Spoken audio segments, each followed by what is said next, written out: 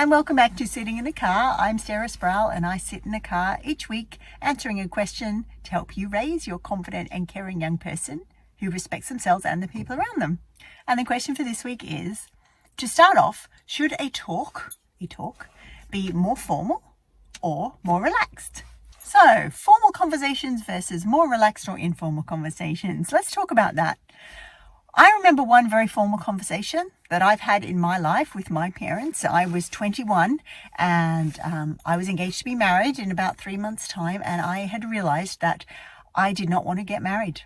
It was not the right thing for me to do then. I was very young, looking back, and I just didn't know how to get myself out of it. So I asked Mum and Dad, I needed to talk to them about something very serious, and they sat down at the couch and faced me, and I sat on the other couch facing them, and there was a lot of crying on my part and a lot of reassurance on their part. And we got to the end of that conversation and we had a plan in place, and I felt supported and cared for. As a general rule though, formal conversations like that, I notice in my family anyway, are few and far between.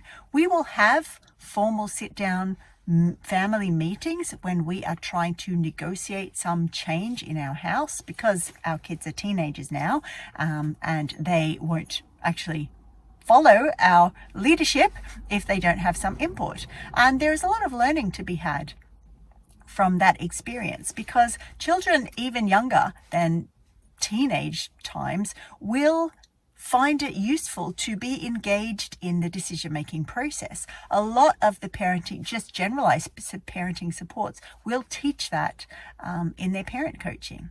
So having conversations about sensitive things is no different. And this principle works for children probably from the ages of 5 or 6 up. When you need buy-in for something that might be a little bit difficult, either difficult for yourself or your child, having a collaborative approach is going to make a big difference. And usually when you're asking for collaboration, that might start with some sort of sit-down formal conversation. Now, it doesn't have to be around the table. It might be in the car. It might be when you're all walking the dogs together and you are setting the boundaries about, we need to have this conversation and we need to come up with some sort of plan. So it doesn't have to look like a board meeting.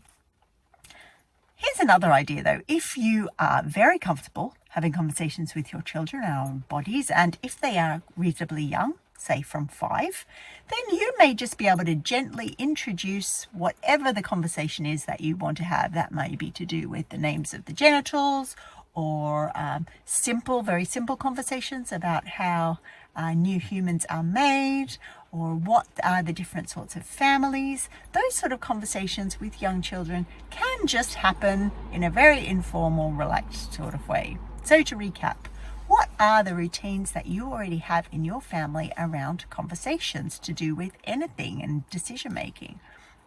How old are your children?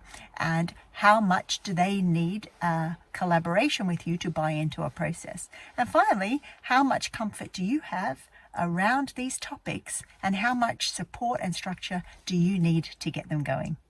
And that's Sitting in a Car for another week, where I've answered a question to help you raise your confident and caring young person who respects themselves and the people around them.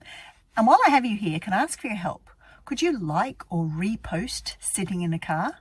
This helps other parents just like you to find the help and support they need to do this part of their parenting even better. Bye for now.